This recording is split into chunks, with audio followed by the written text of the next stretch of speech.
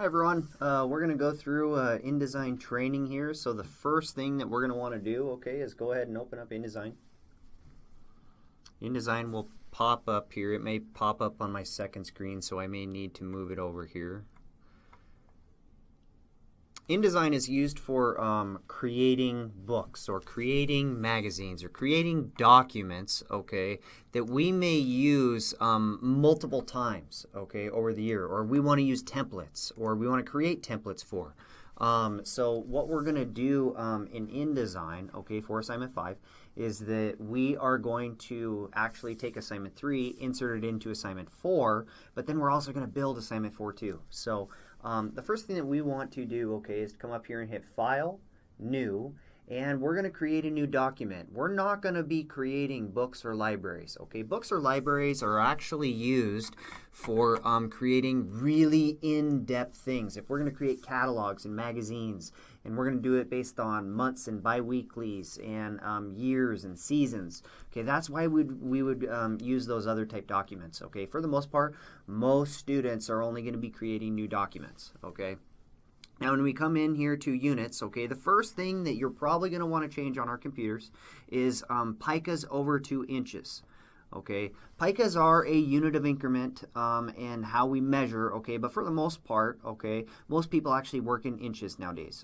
We used to use picas back in the day 20, 30 years ago in a program called Quark. And most people nowadays actually have transitioned over to units and inches. The pages right here, we can actually add the amount of pages we're going to create for a document. And for your assignment 4, you're actually going to be creating 9 pages, 8.5 by 11, in InDesign. Now this facing pages check mark, is describing how the layout in InDesign is going to be shown.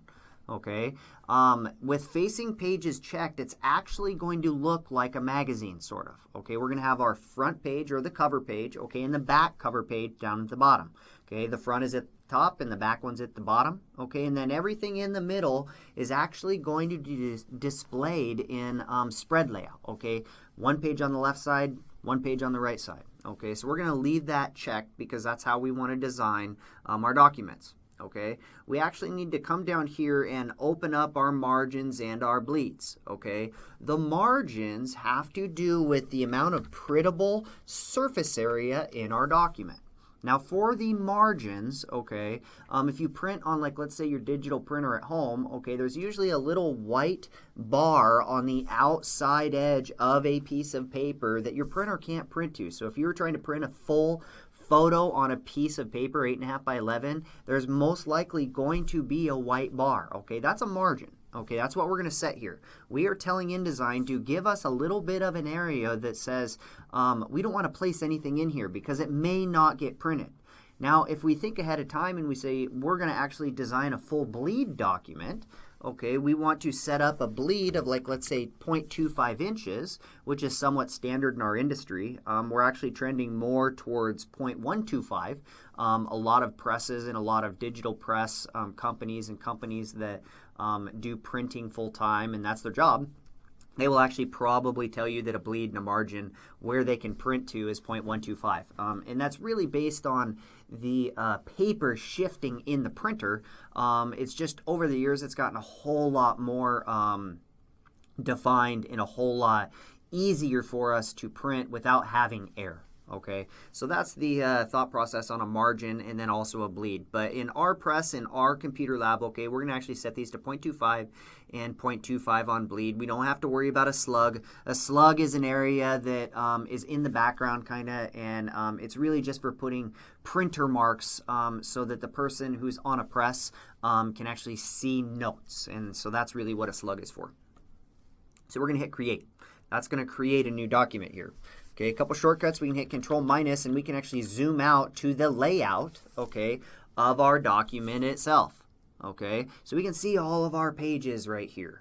This is the front cover, page 1 or the inside front. 1, 2, 3, 4, 5, 6. This 6 is probably the back cover of our document. And page 9 on our assignment here is actually going to be set up for your works cited. Okay, so anything that you pull off of the web, okay, or you're going to use for reference in your assignments, go ahead and stick the URL right here. Or if you pull something from a magazine or book and scan it and you want to put it in here, go ahead and put the references right here, okay, on your page 9 in InDesign. And this also works for assignment 3. So anything you put on assignment 3, all of the works cited is going to go on this page. Okay, to jump into the actual page, okay, you can navigate around by double clicking. Okay, if we zoom in here, okay, let's say we're on page 4 and 5 right now and we want to go back to page 1, you can double click and it will bring us up here. Okay, we're not going to jump into master pages right now. We're just learning the basic tools on how InDesign works. Okay, we have something called links over here. Okay, the links actually has to do with if we have a photo or if we drag something in, okay, that's where it's going to come up. Let's go ahead and click on our folder here. And we're going to actually navigate this from my other monitor, okay, onto here. Let's go on to my docs here. Here is lecture. Actually, yeah, let's go in here. Let's go 3, 4. Okay, I've actually pulled a runway photo down. Okay, and we are going to just insert this in here really quick. Okay, see, here's our link. Okay, the way InDesign works, InDesign actually works in regards to linking or actually working off of the files themselves. Okay, unlike Photoshop, unless you have it inserted as a smart object in Photoshop. Okay, but InDesign is actually going to link or work off of all of your photos that you insert in here instead of them living on the actual InDesign document itself. Okay, why do we use this? Because if you have multiple people, okay, using InDesign and working on a document over time, okay, if something changes, okay, InDesign is actually going to tell us that it changed. Okay, let's say if somebody moved a folder or moved a photo. Okay, let's go back here. We're actually going to hit Control X, okay, to cut it. We're going to paste it right into here real quick. You're going to see InDesign says, hey, that photo moved. It is now missing. Okay, so if somebody changes a photo, like let's say somebody goes in and edits a photo in Photoshop or versions up a new document, okay, InDesign is going to tell us we need to update our system. Okay, so let's go back. We're going to go back to our folder. We're going to hit Control X again. We're going to go into Photos. And we're going to hit Control V. Okay, paste it back in there. Check this out. InDesign says our photo moved back. That is super cool. Okay, so now what we're going to do, okay, we've got this photo inserted in here, a couple of the tools. Okay, let's go ahead. Let's hold Shift when this photo is in here. Okay, these toggles right up here are actually going to be how we resize a photo. Okay, now when we come down, we resize a photo. We're going to hold Shift. And it's actually going to do it proportionally based on the size of us importing the actual photo. Okay, now you said, oh, where'd that person go? Okay, we're going to click on this photo using our black arrow tool or our direct selection tool, or the selection tool, I'm sorry. This is the direct select. The selection tool is right here. Okay, if we have it selected and we right click, okay, I got to come back over to my mouse. Okay, and we go fitting. Let's do fill frame proportionally. Proportionally sizing the content inside a frame. Okay, is actually going to take whatever is outside or whatever is inside and frame it, okay, proportionally to fit into the actual frame itself. Okay, our direct select tool, okay, allows us to select what is inside a frame. Let's go ahead and delete that. Our photo is actually inserted within a frame.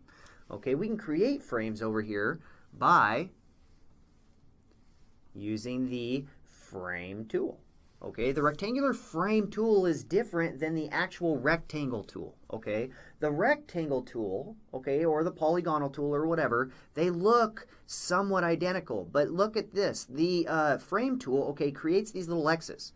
Okay, that means that we've created a frame. The difference is that if we take our rectangle tool, okay, this one right here that we created before, okay, let's move this one over. Okay, they look pretty much identical. Let's go up here and let's say View. And let's go screen mode. Let's go to preview. Okay. if we just insert a rectangle, okay, we actually have a stroke on it. There's a little frame around the edge of that rectangle, and you probably won't want to print with that little frame on there. It's going to look super sloppy. It's going to look like you didn't know what you were doing, or you just inserted something in on accident, okay, and typed in it, or put a photo into it.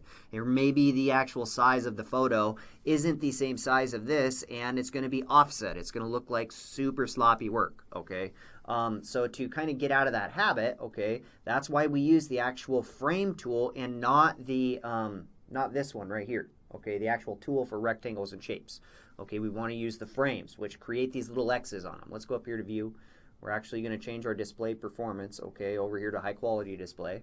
If you are looking at your document and you have high quality photos in here and they look kind of pixelated or blurry or something like that, that's the first place I would go check, okay, view, display performance, and just click it over to high quality display.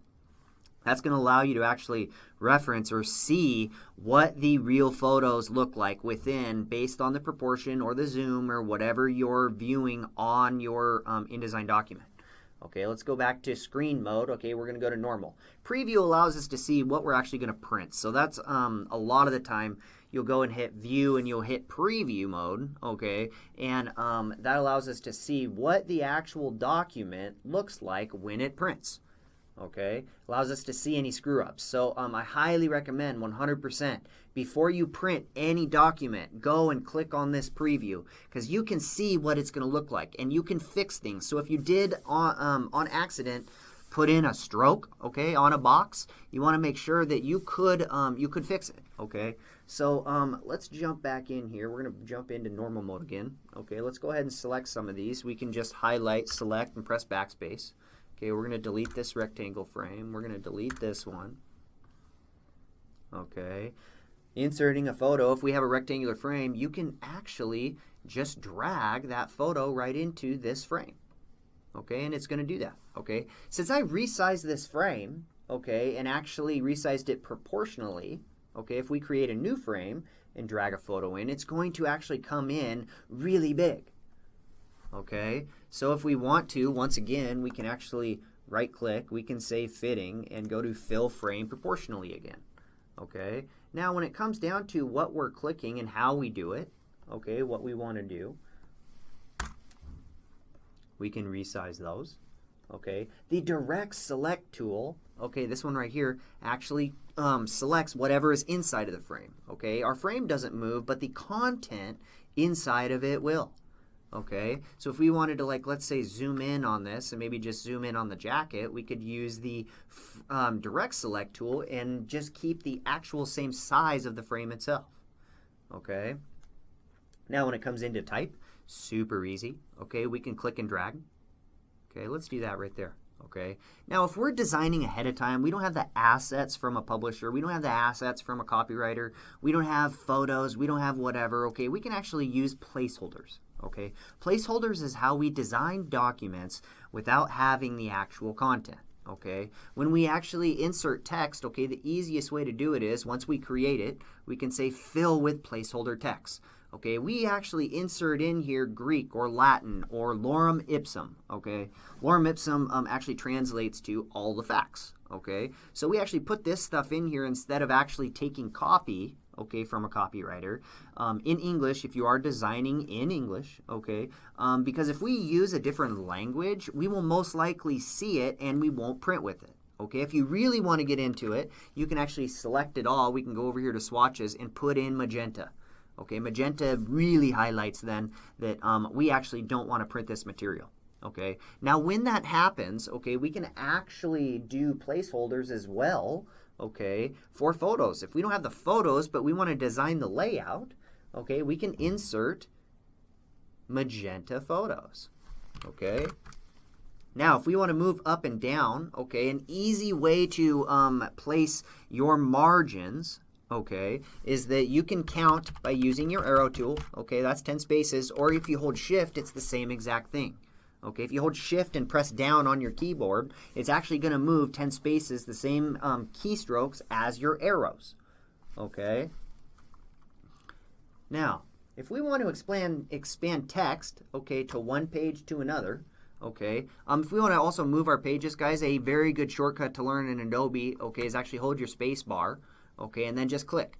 You can go up and down and side to side, okay, and this works in Illustrator, Adobe, and InDesign as well. Okay.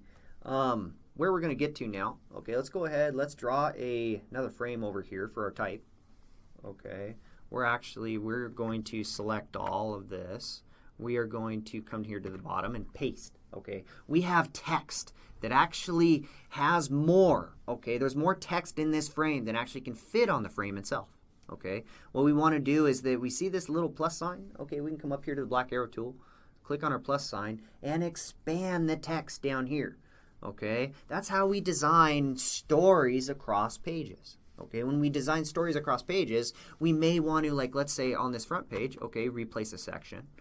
Okay, let's say we want to delete this. Copywriter wants to delete it. We can delete it, and it actually moves it down here. Okay, that's how newspapers are designed. That's how magazines are designed. Okay, they actually go from one page to another on a story. Okay, and in order to do that, okay, we can actually expand our type, okay, by using this little tool over here to expand it and link it from this section over to down here, or whatever it is. Okay. And we can actually do it again if we wanted to and move it to a completely new section if we press that little play button. Okay, that little play button actually means we are going to move it, place it into a new section.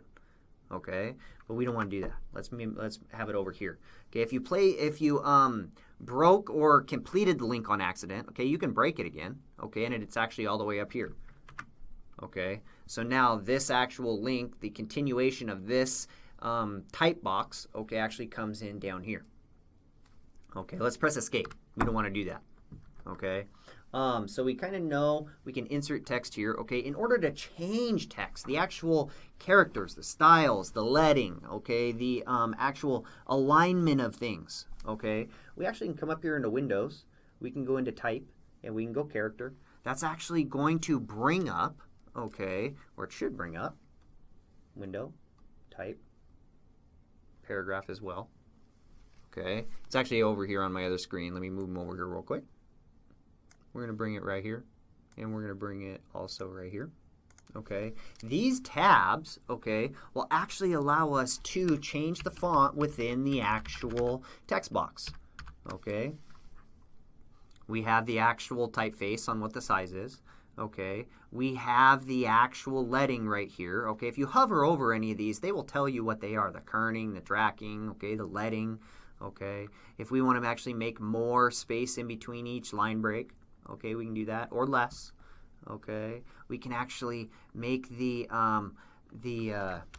we zoom in here, okay, the spacing in between each letter, okay, over right here, okay, on the tracking, all right, it's actually going to allow us to make things look more crunched up, okay, and if we change the leading here, let's do that, okay, it becomes really squinched in there, okay? Depending on the look and the feel and whoever your reader is, okay, you can change all this to fit their level of taste, to fit what the quality of the design work is, okay? You can do the same things, okay? We can actually adjust where the left indentation comes in, okay? How much off if you indent, okay? You can click on, like, let's say if we don't want hyphenations, this is a really cool one. Uncheck hyphenations. I hate hyphenations within paragraphs, so I always uncheck this hyphenate. Okay. Our swatches panel, okay, right here, actually tells us what color the swatch is of whatever we sample. Okay. Now, based off of what the color mode is of the photo that we're going to sample the color off of, okay, it will import in here depending on the mode of that. Let's go over here into our eyedropper, okay, and we can sample based off of this, okay. By doing that, okay, we did this right here, okay, we sampled the color. The color now, okay, is actually down here on our fill, okay. If we right click, we can actually say add to swatches, and it added swatches. We pulled this photo off of the web. The web displays everything RGB, right? Okay, unless we actually set it up and save it as CMYK, okay, but the display within web is going to be RGB. Okay, since we did this and this is going to be a printed document, we actually want to change this. Let's go to swatch options. Okay, and we're going to click on here. Let's go up, CMYK. And we're going to actually change it over back to CMYK from RGB because we want this color, okay, that we sampled, not the photo sample, okay, because the actual photo that's saved in our files folder, okay, that's actually still saved as RGB. Okay, the photo itself is RGB, but we want the swatch of what we print, okay, to be in CMYK. Okay. Couple shortcuts. Zooming in, Control minus, just like Photoshop and Illustrator. We can also hit Control plus to zoom in as well. Okay. Swatches, if we want to add a border to something, okay, we can actually select on it by using our selection tool. Okay, let's go to stroke. That's going to be our actual line itself. Okay, and that actually changes the stroke. Okay, now the color of the stroke, okay, of whatever is selected is actually determined, okay, let's go right down here, is determined by right here. Okay, if we select on it, that, if you look, that box now comes forward. Okay, whatever one is forward is actually going to be the color of the stroke or the stroke selection. Okay, so if we want to actually fill this photo, if we didn't have this photo in there, let's go Control X, okay, because we cut it out. Okay, it's now no longer in the frame. If we want to fill this box with a color, we can. Okay, got to first have it selected, right? Now it's filled. There we go. Okay, now if we want to bring the photo back in, right, we can actually just drag it back in. Okay, now if we didn't want to drag it back in, since we cut it out, okay, if we wanted to paste it into this box by using the photo is actually living kind of in artificial land, okay, we can go actually up here into edit and say paste into, and it will paste it into the frame. Okay, pretty cool. Okay, now we have things called gradients. Okay, we can actually click on a gradient right here, okay, and click and drag and create a gradient from left to right or however we drag. Okay, and then by that gradient, okay, which is going to be right here, we can double click. Okay, oopsie. Actually, let's go up here. We actually need to go into window. We need to bring in color and our gradients. Okay, where's our window? Oh, it's over here on the right side. Let's do that. We got to bring it back over. There we go. Here's our gradient tab. Okay, this gradient tab will actually allow you to change the color then. Okay, based off of, like, let's say, let's go here.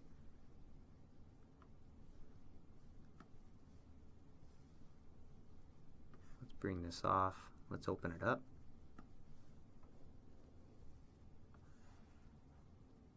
Let's do that. Okay, you can click and drag, and it's pretty user-friendly. Okay, clicking and dragging things and moving them around in Illustrator or InDesign. Okay.